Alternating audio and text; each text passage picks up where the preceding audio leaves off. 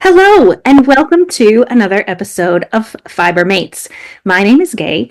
I am a part time knitting technical editor based in Melbourne, Australia, and this is my podcast where I interview individuals who are involved in the Australian fibre community, like the beautiful people on your screen, Katrina Walser and Bridie Kerr. Hi. Hello, friends. Hi. Before we start today, I just want to acknowledge the traditional owners of the land that we are recording on.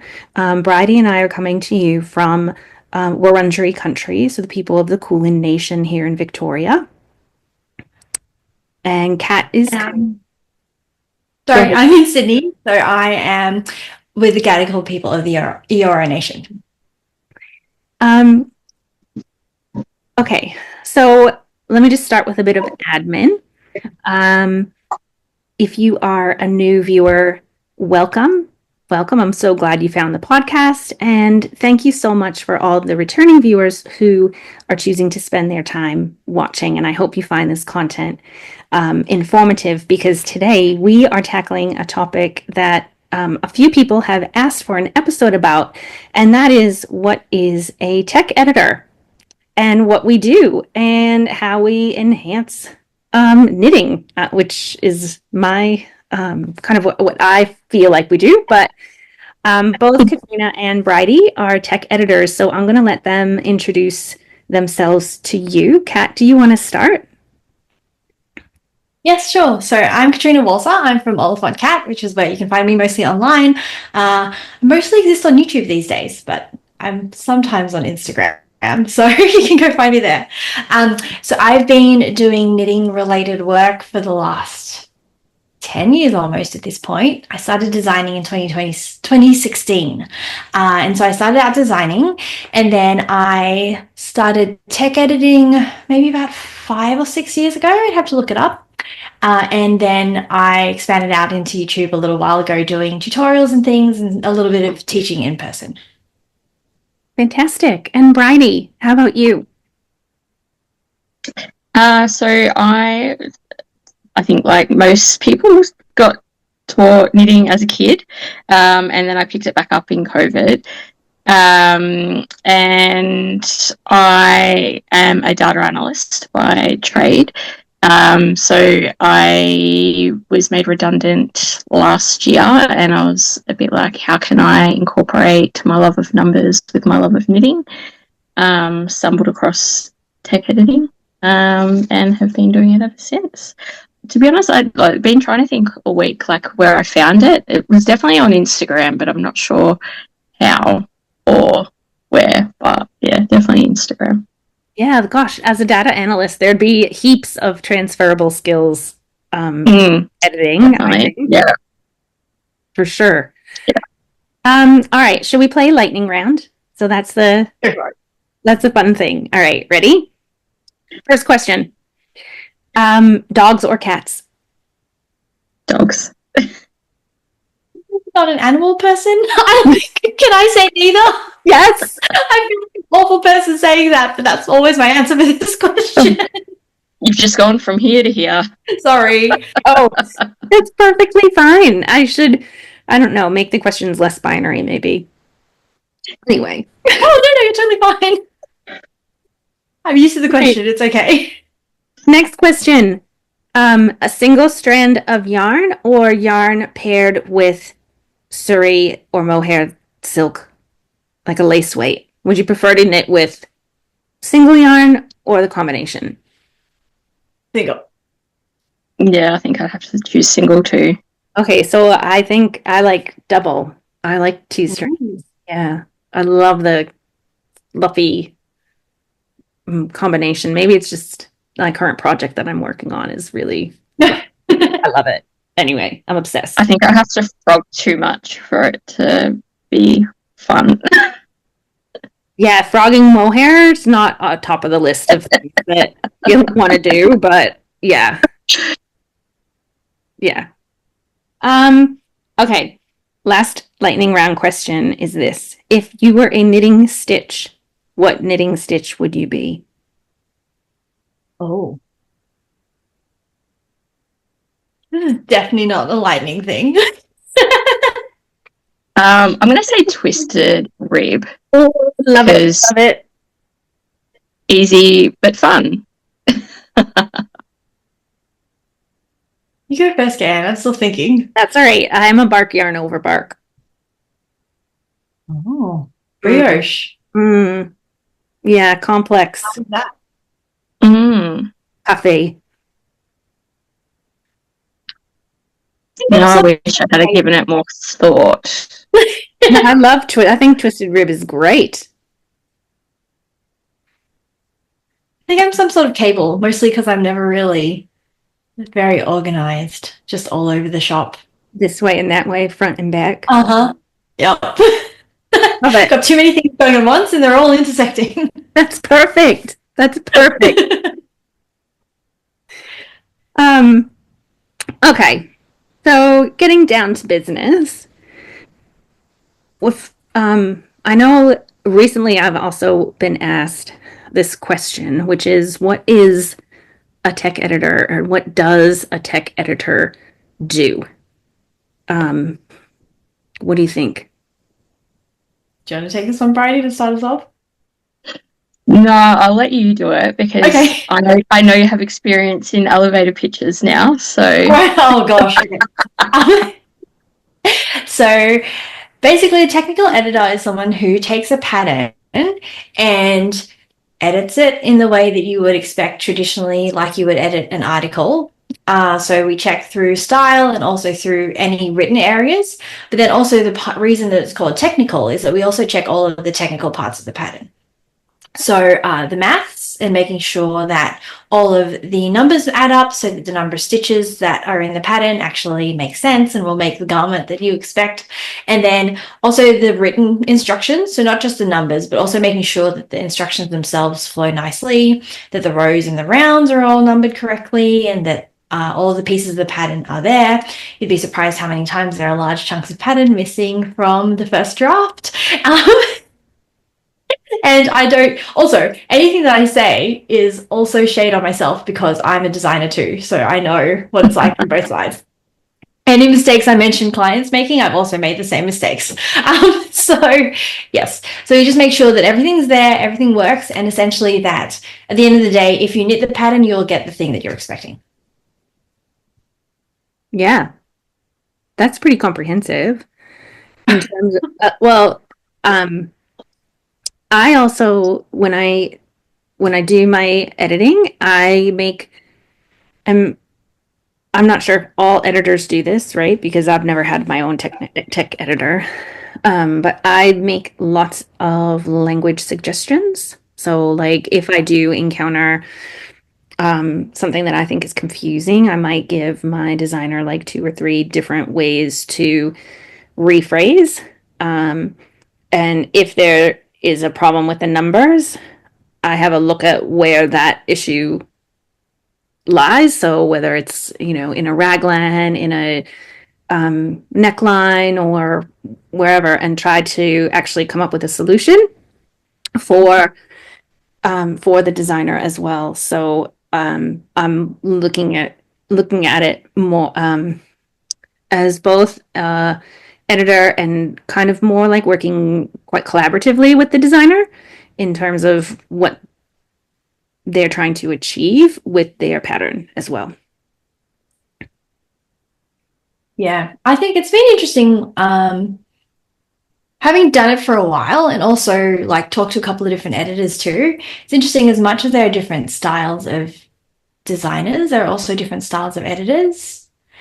And it just depends a lot. So the pitch you just gave is probably exactly what I would have given when I started. And I think as I've sort of gone down the road for a bit, and I realize that there are some times, at least for me, where that doesn't work quite as well. I find that there have been patterns where the mistakes are so embedded in the numbers that I try and start solving for people. And so at the end of the day, one of the things about hiring a tech editor, which we can get into later, but one of the hesitations a lot of designers have is that it actually costs money, which is like a good thing for the editors, but also it's a great thing for the designers too, because it means that they're getting, you know, like a certain level of service. But I found over time that I have to really be conscious of balancing time with like their time with also quality. And so I've gone to the point now where I try and debug things for people. Sorry, as much as Bridie was an analyst, I was a software engineer. So if I say things like debug, that's where it comes from. I do my best to dig in a little bit and see what could be causing the problem. But if I find myself just going down a rabbit hole and it's taking me hours to try and solve this problem, I've gone to the point where I just pull out and I tell the designer, look, this is as far as I got. These are the numbers, and this is sort of an idea of what I think you've got a problem with, but it might be best if you just sit down and take a look at yourself and see what you can come up with before I end up spending hours eating up all of your money. So yeah. Yeah, I do that as well usually. I try to find the balance because some designers would rather you find it and would like happily spend the money so that they don't have to figure it out. But yeah, obviously cost can be a big factor for a lot of designers as well. So I sort of give it the option usually. And it's something I try to have at the start, like a conversation, so I know I need to draw the line straight away rather than starting to spend time on it and, yeah, wasting both of our time. Yeah, yeah. Do you know what we haven't mentioned is things like grading. So as a tech editor, we can do grading. So taking the sweater dimensions, I suppose, from one size and spreading that out along a more size inclusive range of options for knitters. I think that's another real skill. I don't do this personally, but coming up with schematics. Do you guys do schematic drawings? Yeah, so I think I personally have like a list of things that I think of as the edit, and then there are other like designer sort of services that I can provide if people need them. Yeah. And so yeah, there's like a bunch of stuff that's like checks, and then a bunch of stuff that's like generating stuff for people. And the generating stuff is like extra that people don't normally need, but you can like provide if they do.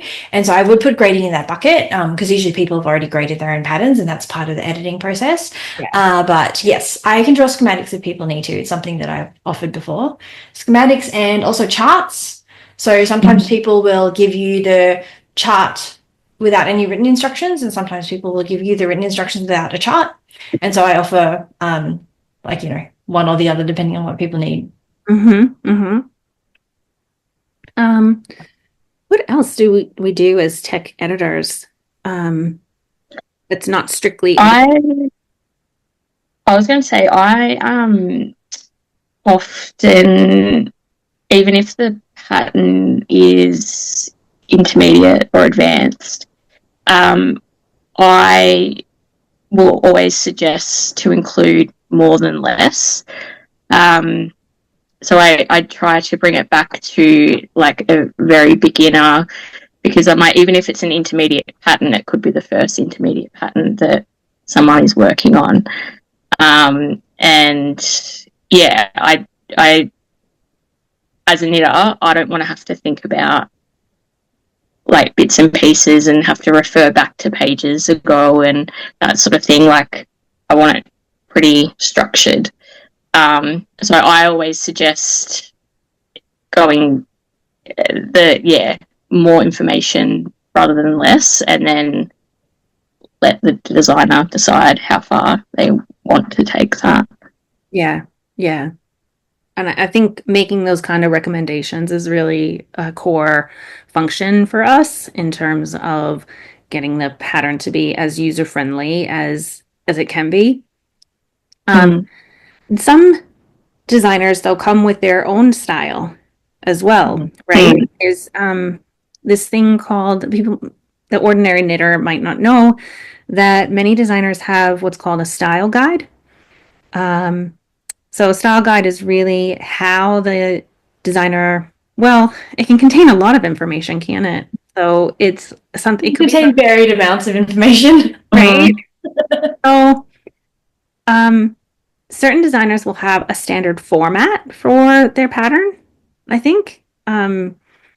and the style guide can contain that. So we would check, or I would check at least, if I'm given a style guide, I generally check that the pattern I'm editing matches all of the aspects of the style guide. So things like spacing and like font size, formatting, Full stop.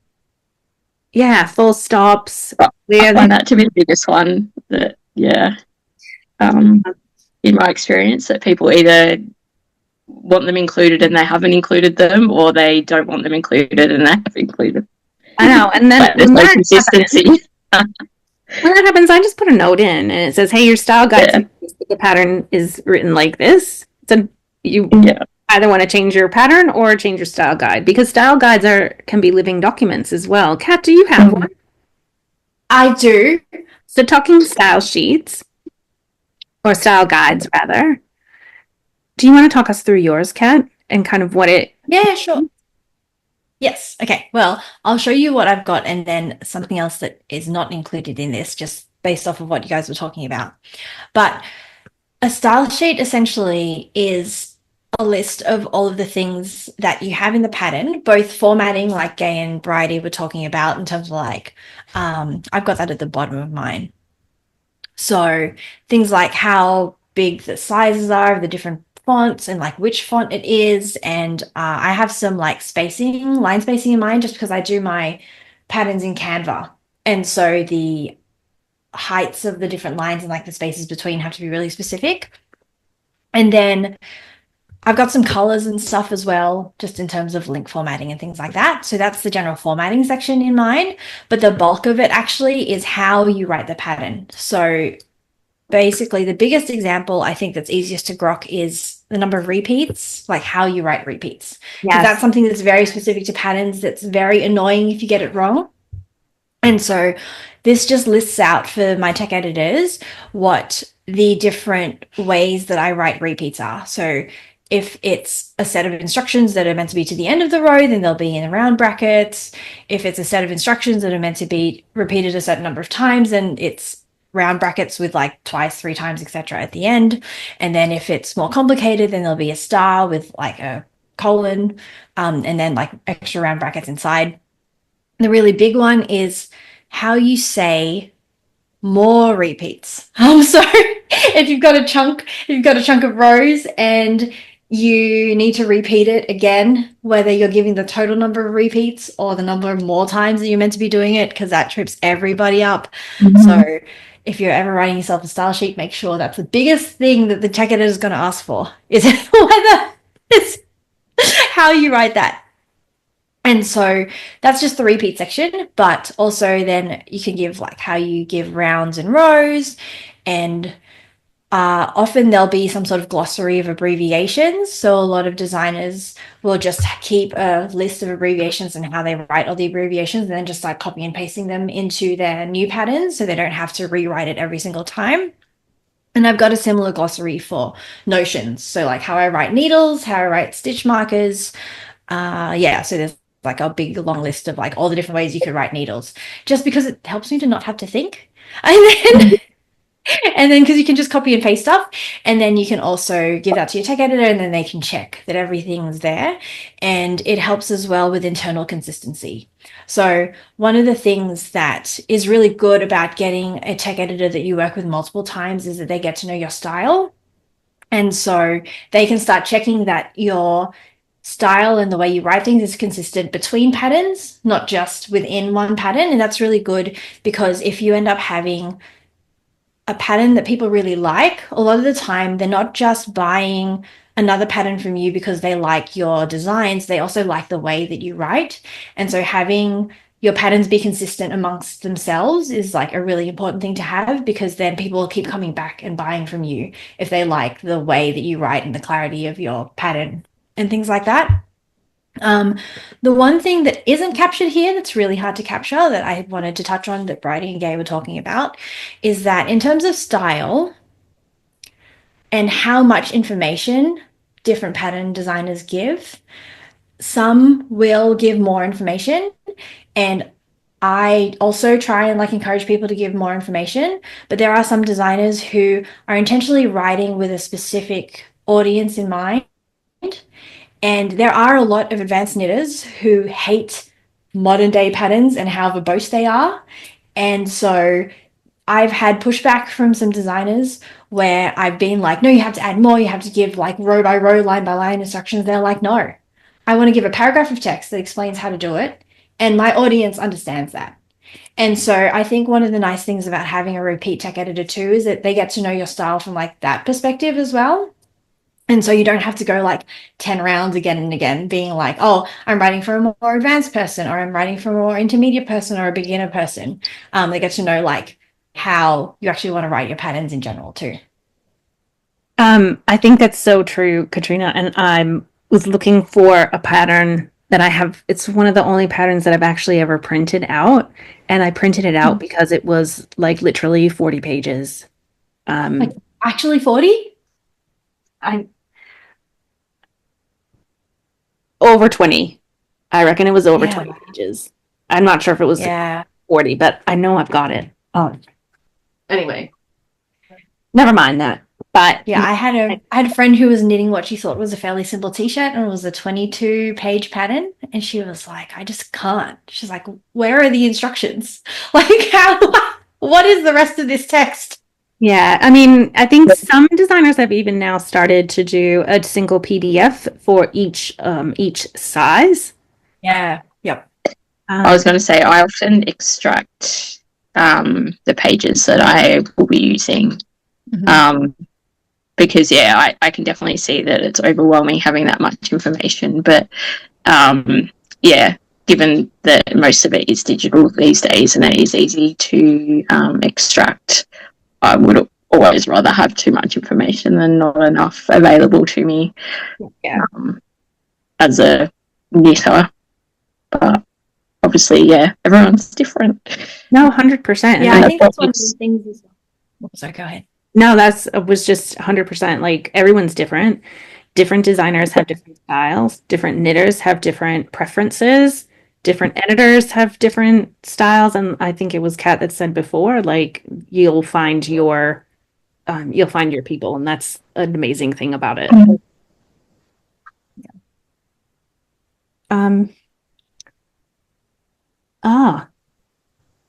So what was your journey to becoming a tech editor? So like, for me, I just wanted to engage with knitting and the Fibre community in a more in-depth and meaningful way to me. I love the work that I do, my full-time work, which is also quite analytical. But I just really enjoy it. I enjoy reading knitting patterns, like how they flow. I just love that. Anyway, I took a course through the Tech Editor Hub and then just hung my shingle. So that was how I did it. Nice. Mine was a bit more meandering. So I started designing. I released my first design in 2016, and I had it as a side hustle for quite a while. But I'd known for a long time that I wanted to try taking it full time. And when my daughter was born, there were a bunch of life things that happened at around the same time, and it was a really good opportunity for me to actually try and do it full time, just like the knitting stuff. And it became obvious pretty quickly that once you take this as your like on board as your main job, you can't just design. A lot of designers that I know at least have a couple of different lanes that they're sort of juggling to try and make the knitting thing work. And so tech editing came about because I actually started testing for people, and I would give these giant chunks of feedback, like really big chunks of feedback. And I also, like sometimes even I would find problems in already knit patterns. And if I knew the designer, I would send them feedback, already published patterns. And if I knew the designer well enough and I was comfortable talking to them, I would like send them feedback too. And I got told that I gave really good feedback. And I was like, isn't that what everyone does when they test? And they're like, no, no, it's not. And so I don't know how I figured out that that would segue well into tech editing, but it made sense because like that's essentially already the beginnings of the tech editing process. And sorry, I don't know what's happened with my camera. Oh, there we are. Hello. And so I also, because I like do come from a software engineering background, I'm very comfortable with numbers and things like that. And I actually approached designing from that point of view as well. So I hadn't realized previously that people usually start designing because they like making sketches of clothes and they like making sketches of items. And like, I actually started designing because I saw it as a bit of a puzzle. It was like, oh, here's a cool stitch from a stitch dictionary. How do I exploit that into an item? And I had this revelation like 3 or 4 years in, and I was like to my friend, I was like, I design clothes for a living. She's like, what did you think you were doing? I was like, I don't know, funny maths puzzles. So like, so I was already approaching my designing from a very technical point of view. So it was just a very like natural way of getting into, yeah, I just everything sort of pointed towards tech editing. But I was entirely self-taught. So because I already knew how to set up a spreadsheet for like specifically for knitting, and I already knew what a style sheet looked like because I had been working with publications by that point, and they have their own style sheets that they give you that you have to follow.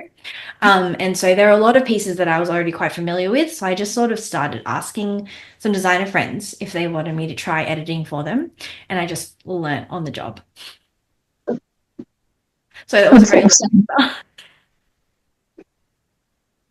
And we'll talk about testing in a little bit, but Bridie, how about you? What was your journey to becoming a tech editor? I also did a lot of test stits. So maybe that's how I fell into it. I really can't remember it. It's going to annoy me that I can't. But yeah, so I just did a lot of Googling. There's a lot of free information out there. Like Sister Mountain has a lot of awesome information, but I love learning and being structured. So I also enrolled in the Tech Editor Hub, completed that, and then I've also enrolled in the TKGA course as well, but I haven't finished that just yet. It's a lot more work than I was expecting. But yeah, I will finish it eventually. Yeah, so that's my journey. Yeah, I just want to give a shout out to the Tech Editing Hub. They do have a course, but they also just have like a free Facebook group that you can join if you just want to chat. And yeah, Sarah and Christina. Christina's not quite as active at the moment, but at the time, they actually reached out to me and interviewed me on their podcast. They have like a YouTube. They have YouTube podcasts, and they were interviewing tech editors. And so, yeah, they like that was part of what gave me the confidence at the start to be like, oh, I do actually know how I'm talking about this. And one of the really nice things that they did was that they just like gave me an hour of their time after we chatted to let me like ask them questions for like, how do I do this? So yeah, so the Tech Editor Hub's a great resource if you want either a paid course or even just like free sort of beginning to have a sort of community you can ask questions of. Mm-hmm. Mm-hmm. And their book's awesome as well. I refer to their book all the time as well. They've got a really good book. It's so funny how you said about that, like you didn't realize you were designing clothes, because I'm sort of starting to get into designing as well, I guess, because, yeah, I'm sort of wanting to have a few lanes. And, yeah, I guess, like, I always think that I'm not creative. And when you've just said that, I'm like, oh, yeah, like, that is actually what I'm doing. So maybe I am a bit more creative than I thought if I am able to. But yeah, I very much thought of it like you did, that it's more of a numbers puzzle, and yeah, just finding a cool stitch and making it work. And yeah, that's sort of how I've been thinking about it. But no, that's awesome. I'm like, oh, I am maybe more creative. Well, if you're approaching it from that way, it'll make your patterns very easy to edit. Just letting you know, I've noticed a difference between the designers who approach it from different directions. Well, I'm really excited to see what you've been creating Bridie. That's super exciting. I can't think of anything worse than trying to come up with my own pattern. I'm very happy to ghostwrite any patterns that like are developed to a stage and then need to be written up. Like that I feel like I can accomplish. But starting from scratch, that's not something that um I have actually any desire to do. Um Fair enough. yeah. Um but that's awesome and I'm super excited for you. We'll be on the lookout for that. Yeah, well, I'll need some tech editors, so. Yeah. You know a few. Um, so the next question that I had for Kat and Bridie was why should a designer use a tech editor? You know, why can't their partner just read it, make sure there's no typos and, she'll be right. I will say, to give the partner some credit, that will get you a decent amount of the way in terms of actually reading any text you've written. Hopefully your partner has a decent enough grasp of the English language to be able to find typos for you. The part is the technical part of the technical editing. So unless your partner is very good at knitting themselves, which I'm not going to rule out for you, it's really hard to find really specific details. And if you look at a knitting pattern, the sheer number of numbers that are present in a knitting pattern, especially for a garment, and especially these days with the push towards size inclusivity, there are a lot of numbers per size. And then when you spread that out to 9 sizes, there's going to be a lot going on. And so it takes a decent amount of understanding of how to both read and knit a knitting pattern to be able to catch those things. And also, the big thing, which I think we'll touch on later, is that tech editors don't actually knit the thing. They do this just by reading the pattern. And so being able to comprehend that much information without actually sitting down and doing it with your hands is a skill in and of itself. And so it's helpful to have someone who knows how to do that. And then in terms of why you should have someone at all, so for years and years and years, I didn't have a tech editor, which I am happy to cop to because I thought I could do it myself. And it was fine. I think because like part of why I became a tech editor is that I'm technically minded enough that like most of the details, like I'm a bit sort of can get hyper focused on the details. And so a lot of the time the patterns were fine. And so I thought it was fine actually. And then I started getting an editor and it was like, oh, it's not fine. Mostly because you just need a second pair of eyes. You've been staring at something for so long that so for people who haven't had any insight into the design process, I would say by the time you publish a sweater pattern, like a jumper pattern, you've been working on the thing for like 50 hours, 50 to 100 hours if you include the actual knitting of the sample. That might be highballing it. I don't know if there are any designers in the audience. They can spam you with comments, Gay, saying that I'm taking way too long. But you've been staring at this pattern for so long that you're going to miss something. Yeah. Even if it's not that you've missed something, you've gotten so attached to how you've written something specifically that you just can't like take a step back and realize that something may not make sense. So that's my take on it, but I'd love to hear what you two think.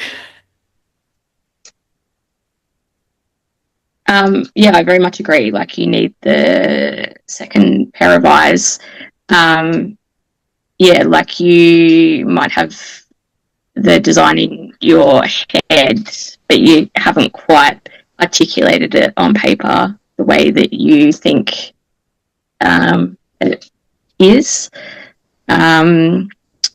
I think as well the best example I've seen is with the tech Editor Hub course was they were talking about cabling, and it's like just because like it's a bigger size, like you're not making the cable, you know, like it's still the cable needs to be a similar length, like width. You can't just expand it, and yeah, it's things like that because you're pretty much when you're sample knitting, you're knitting to your size. You're not necessarily sample knitting all of the sizes. I mean, some designers might, but yeah, there can just be little things like that that are overlooked, and it's our job to help pick them up. Yeah, I totally agree with all of that. And I'll add that you might, as a designer, you might think that you are expressing yourself in a way that's 100% clear to you. It might be 100% clear to your partner who is a professional knitter. But when I sit down and read it, I might not read the same thing, right? So you get a different objective view on the language that you're using as well. So I think that can be really invaluable because people with different backgrounds, and I know this tripped me up a little bit at first because of being from the US. The way I wanted something to read was a little bit different than like your traditional kind of UK Australian pattern. So I think that's getting that breadth of input is really important.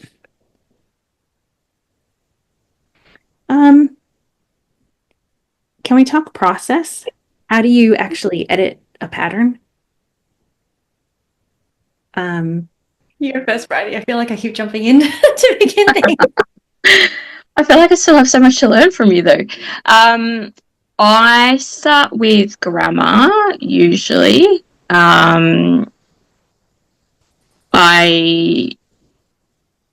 Actually, no, sort of hard because I guess it depends. Like I say, when I generally edit garments, so I'll start with make sure like notions are detailed, needles are detailed, that part of it. Then I move on to sort of the grammar, and then I'll leave the measurements till last, usually. I feel like that was a really high level way of explaining it, and I probably should have thought about it more in depth. Oh, that's all right. I generally start, when I start, I read the whole pattern from top to bottom. Mm. And then, like Kat said before, sometimes parts are missing, like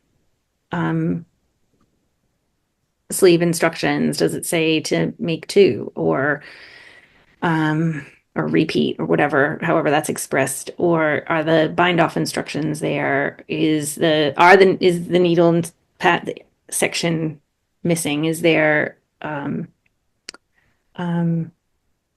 oh my gosh, glossary, like all the terms, how that's so it's just like a run through, and I'll highlight bits that I see that I want to go back to. And then I jump into the numbers because I love the numbers. That to me is like a game. It's if I can get them to work, that's like a massive dopamine hit for me. For me, when I get to the end and like my stitch count matches the total stitch count in the pattern, and it's like, yay! You know when you send a message and it's like got the confetti, right? Mm-hmm. That's how I feel when that. And then I'll go through. One of the last things I do is check the schematic measurements off of the row and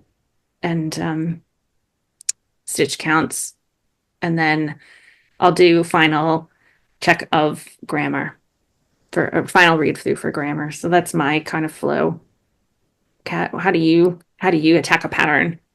Pretty similar. I don't think I've got anything major different to what you guys just outlined. I think the couple of things that we didn't touch on, sometimes designers will ask for an estimate before you start. They want to get a sense of how long it's going to take so they can like budget accordingly. And so if a designer has asked me to do an estimate, I'll do a more thorough initial read through to just try and like really get a sense of how long it's going to take me. I'm traditionally very bad at giving estimates. And so I'm trying to like do what you said now, Gay, and actually take a first pass and a proper, like, it'll take me sort of 15, 20 minutes. I'll try and at least spend that much time to really go through and see how long I think it's going to take me and like get a sense of the pattern. And then, but if someone hasn't asked me to do that, or even if they have, the first step is of the actual editing part is, I think I sound a bit more like Bridie. So I don't tend to do a read through all the way through unless someone's asked me to do an estimate. So I go through I call it preamble. So anything before the instructions start. Mm-hmm. So all the needles, the notions, the notes, sometimes the note sections in a pattern can be very comprehensive. And so those checks are mostly grammar. And also there is some like technical stuff. So making sure, especially around the gauge and the needle sizes. So making sure the needle sizes are correct and line up and that the gauge is written well. And then also one of the big things for the note sections is checking that links work. The number of times you click on a link for a designer and the link just is broken. So or like halfway through the YouTube. Yes, exactly. Yeah. Yeah. And it's not meant to be. Yeah. Or it's just the same link copied and pasted in like 10 different places and it's all the same YouTube video. And so, yeah, it can get quite fine-grained. And then I'll take a look at the instructions first as a numbers pass and then as an instructions, like a clarity sort of pass. Mostly because I found that if the numbers are wrong, then the instructions also tend to be wrong. And it's easier to like halt it at the numbers stage and tell the designer, look, this isn't adding up for me, because a lot of the time, if that's not adding up, they have to rewrite large chunks. And so I don't like to do like the instruction flow until I know that the numbers are sound, because then I feel like I'll end up redoing a lot of the instructions if they have to do rewrite. That's a good point. Yeah. That's a good point. Maybe I should start doing numbers. Also, this is a very like generalized, like I'm pretty chaotic in general, but like but I think this is the best case scenario. If the numbers don't work, the instructions aren't going to work, regardless of how clear they are, right? Yeah, so I used to actually do it the other way around, and then I got caught out quite a few times because people would have to rewrite stuff, and I'm like, okay, maybe let's start with the numbers first, and then we'll do the instructions. And then aside from the measurements, the last thing I do is yardage. So a lot of the time, designers need you to help them double check that the yardage estimate that they've given is correct. Yardage is a bit of a funny topic because it's very, very subjective how it's calculated. So at this point, what I do is that I just ask them to send me their yardage calculation, and then I check that it seems sane. And if it's good, it's one of those cases that like good enough is good enough. Because I found that I used to try and do the yardage calculation, and the way that I would calculate the yardage, especially for a jumper, was very different for any complicated shape. The way that you can calculate yardages can be very different. And so I've just gone to the point where I check what they've done. I reckon we could do an entire episode on how to check yardage. Oh my gosh, Gan, I could write a whole course about how to calculate yardage. It is a thing that I have thought about doing, like offering like a mini course for designers for how to calculate yardage, because it is hard. I know. Do you remember one time I had to calculate yardage, and it was, I think there were 3 different yarns used in the pattern? I figured it out. I did. It's possible to figure out yardage just by having, anyway. All right. So with that, knowing kind of what we do when we're editing a pattern, it seems pretty obvious, like, that it's not a test knit because we don't knit the pattern. So where do you see the, I guess, how test knitting fits into kind of the design process and what that looks like for the tech editor?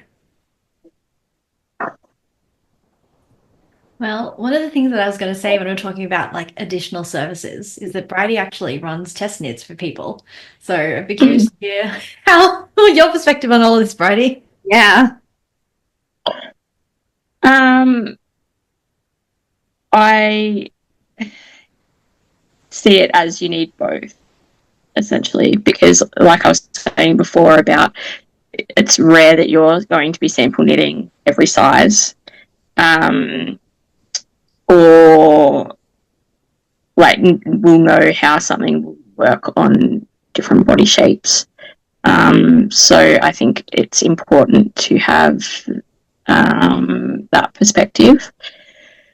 Also, believe it or not, we can make mistakes too. I'd like to say that we don't, but we definitely do.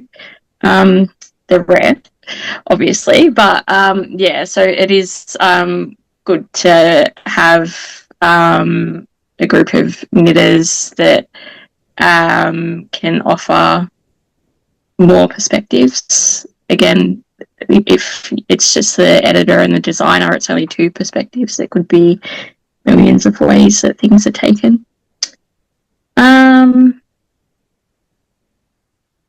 Yeah, I think that's the bulk of it. Yeah, I think that Yeah. input on clarity of instruction is really important, and having a group actually doing the knitting, and they're basically in the trenches with your pattern, if I can put it that way, use that metaphor, and you're able to get that feedback before the pattern goes out to the public at large. Yeah, and there are some things that I think are best caught in tests. So yardage is a really good example as well, just in terms of like, because it's so subjective, it's one of those things where if someone can actually knit a sample in as many sizes as they can for you, it's really good to get that extra data to know how much yarn it actually takes. I think also touching on Bridie's, like you need both. I think that you need a tech editor to make the testers' lives easier, because the testers are already doing a really big job for you. It's like, For free. yes, it's for Usually. free. Yeah. And as much as they're getting the pattern for free, that's a $7 pattern that you're, or $15 pattern, whatever, that they're spending hours and hours and hours in, like on knitting. And it's probably, hopefully, the case that they would have knit that item anyway, but they're doing it. They're doing it for free for you, and they're also sometimes posting Instagram posts for you, so that contributes to your marketing. And then yeah, they're giving you feedback and things. And so it's really good to be respectful of their time as much as possible. And so if you get it edited, that can make their lives a lot easier because the editor will have caught a lot of the mistakes. And then from the other direction, oh yeah, like yardage and things like that, there's some things that are easier for testers to notice. But so you do still need an editor. And also because like some of the testers aren't going to give you a whole lot of feedback. Most of the testers only look at their size. And so you need an editor to see like the big picture. And then it's really, really helpful to have testers who like zoom in on the individual, like deep dive on the pattern instructions for one size. Yeah, no, for sure. So like Bridie was saying, one size, the cables, it's a 4 stitch cable, for example. And the design doesn't really translate to across the sizes. You'll find that out certainly in the test knit. What type of feedback from a test knitter is helpful to a designer or tech editor? What do you think? So I like to be a fly on the wall in test groups for patterns that I've edited, so um, I can see what questions come up in the group and make suggestions accordingly to either clarify or change an instruction, or see again if I've made a mistake, because that's the only way that I'm going to learn. If I'm not learning, then I'm not living. So that's really helpful to me. Do you have any other, and Kat, maybe as a designer or Bridie, when you're running your tests, what do you think is the most helpful kind of feedback? I don't know if there's a particular kind that's the most helpful, just Yeah. feedback in general. So I am actually the opposite to you. I have so much noise in my life that I don't like being in the testing groups just because it's like, depending on how the test is run, there's like a lot of messages and a lot of back and forth and stuff. But I really appreciate it when the designer sends me like a final version of the pattern. That's something that I offer is like after the test, just send it back. I'll do a quick check for free if Yes. there have been any changes. And so then the changes that they've put in are usually feedback from the test. And so usually the designer will send me a summary of what has changed between my edit and the final like draft. And so that's a really good way of learning like what I might have missed or like how something that I thought was clear and the designer thought was clear was actually not that clear. And so yeah, just getting that like summary at the end has been really helpful. But for a designer, yeah, if you're testing, just like any problems you have, don't push through. Just stop. If it doesn't make sense, even if there's a deadline, the designer should have built enough time into their schedule that they can actually accommodate like some like, leeway. And if you found a designer who's really putting you under the pump, just don't test for them. It's not worth it, honestly, unless you really, really, really want that free pattern. But so if you find a problem that is actually not making sense, it's okay to stop and just email them and say, I'm making this size, like be as specific as you can so you can help them out, but just be like, I'm making this size, I'm up to this point. If you can take a picture, that's really helpful too. And then just tell them, this is the problem I'm running into. How do you want me to proceed? Because as well, if you just make something up and then keep going from there, the flow-on effects for like what you changed might be like make it even worse further down in the rest of the pattern. And also like at that point, you're not knitting what they've written. And the point of a test, depending on the designer, that's a whole other topic. But a lot of the time, the point of a test is to really check the instructions. And so it's best if you find a problem, just stop, give as much feedback as you can as for like where you're up to, and then wait till see what they tell you. Yeah. Yeah. I want to ask you both,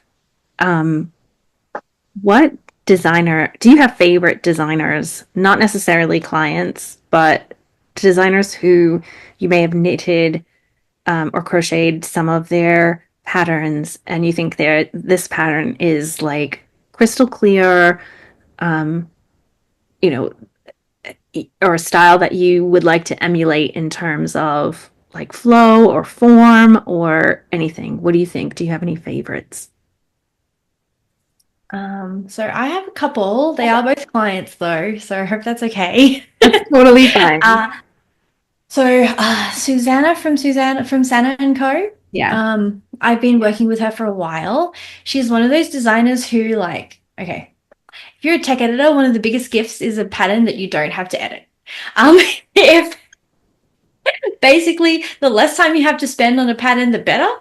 And I know that we get paid by the hour, but still, just like if it's written so well that you have very few edits, that's like a gift. And I feel like Susanna's patterns have always fallen very squarely into that category. And so the way she writes them and the level of detail I think that she puts into them like really hits a sweet spot in terms of like giving just enough information, but not so much that it's like overwhelming, but enough that like even if you're a more like more beginner, advanced beginner-ish knitter, you can still like work on her stuff. Also just in terms of the designs themselves, they're all really beautiful. Yeah. Yeah. She does fantastic diagrams, I think. Yes. That depict like the direction of knitting or so even if you are not like depending if you consume information like that differently, like if you consume a picture more than like written words, you can almost not knit from the pictures, but like you'll understand, like that understanding is evident in Susanna's patterns. Agree.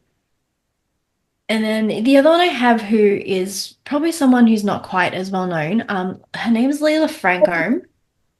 I'd have to look up, I think her Instagram's Leila Mary. If you're into brioche, definitely go check her out. So she is an exclusively brioche designer. And the thing that I like about her patterns is that she takes very, very, very complicated looking things. Like you should go check out. If you've never seen any of her stuff, you need to go look at some of these designs.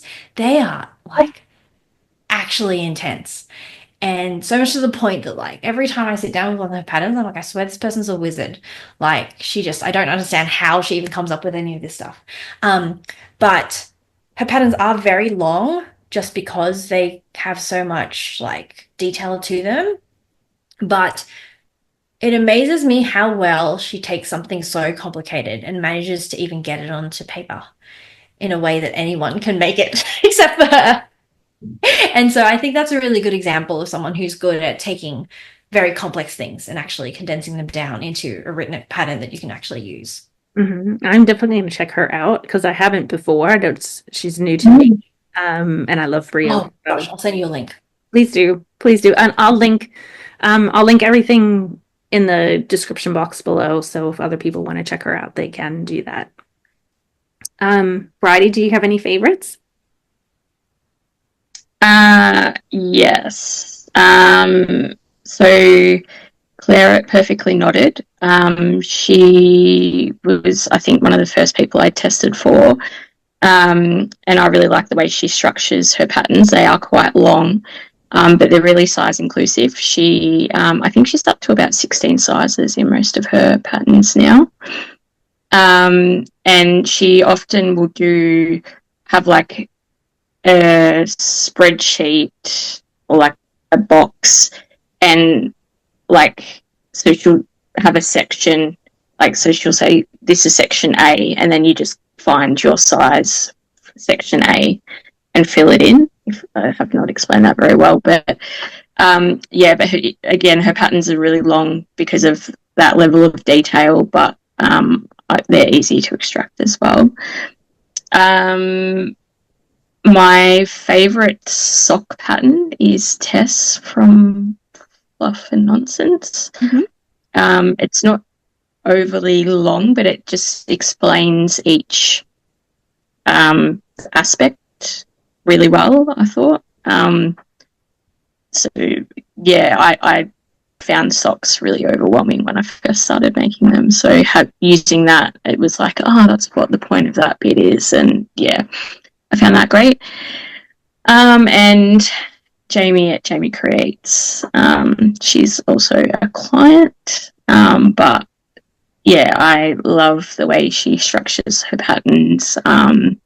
She's great with her communication, and I have so many of her patterns before she was my client, so it's a dream. You wouldn't have needed her style sheet. You've done so many of them. I know. What about you, Kay? So I love like kind of I do love a row by row instruction. So like your typical kind of Stephen West pattern, I think, is one that I will take pieces of that playbook and apply them to where I think they're applicable. Same with Natasha Hornby. But this year is, I guess, for me, all about local talent as well. So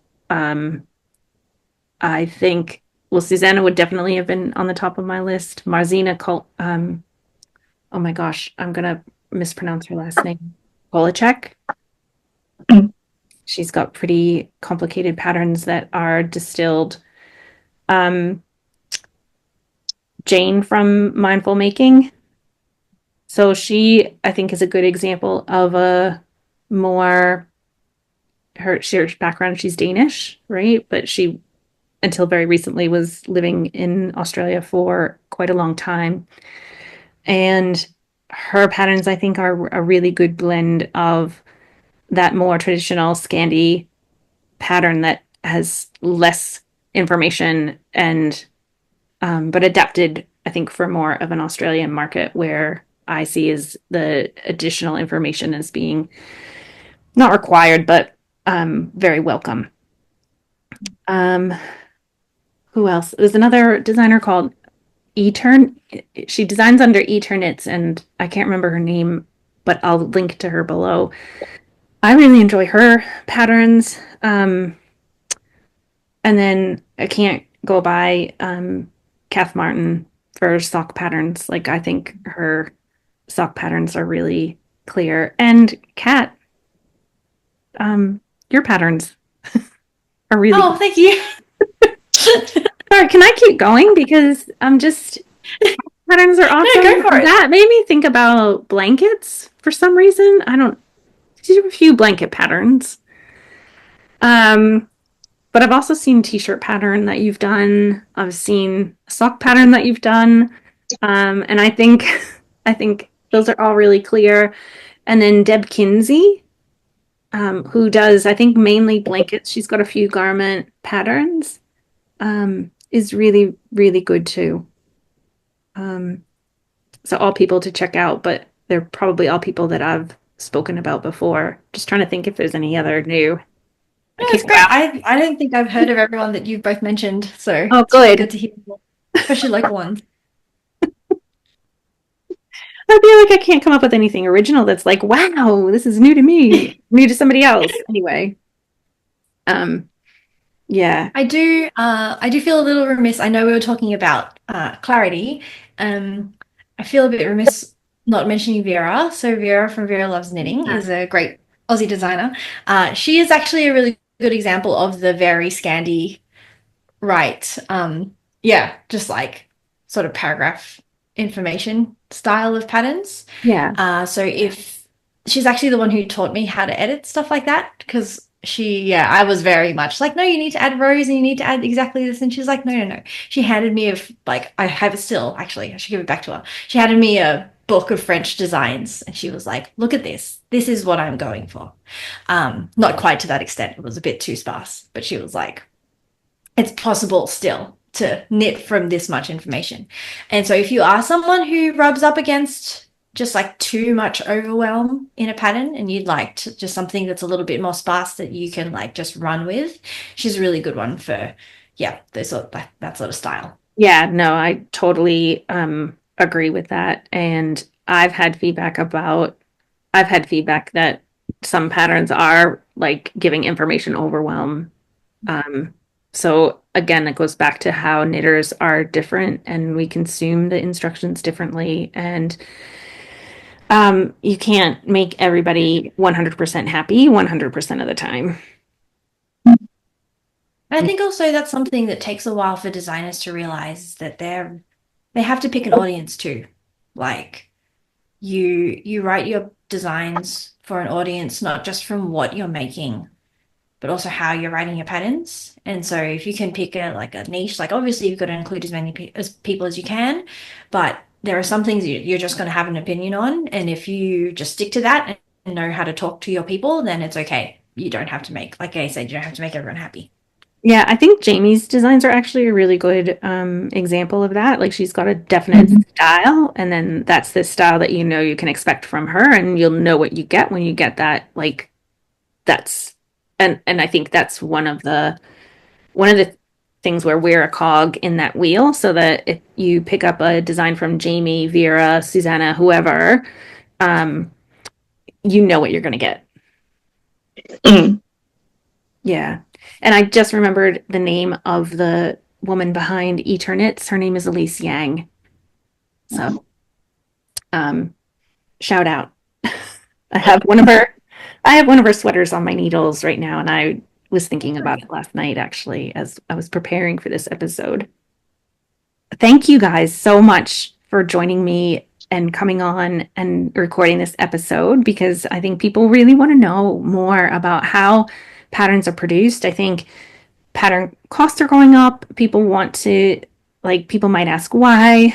And I know that's a kind of a hot topic in the knitting community now. Like, how do you even price a pattern? But there's so much that goes into it from the designer side between like designing it, coming up with the sample, paying for the tech editor, organizing the test knit, like, and so seeing the value of that plus the cost of it, I hope will really be informative to knitting consumers and just arm them with information about, why the pattern is priced the way it is. And to just, it's kind of fun to know. And I had fun recording this chat.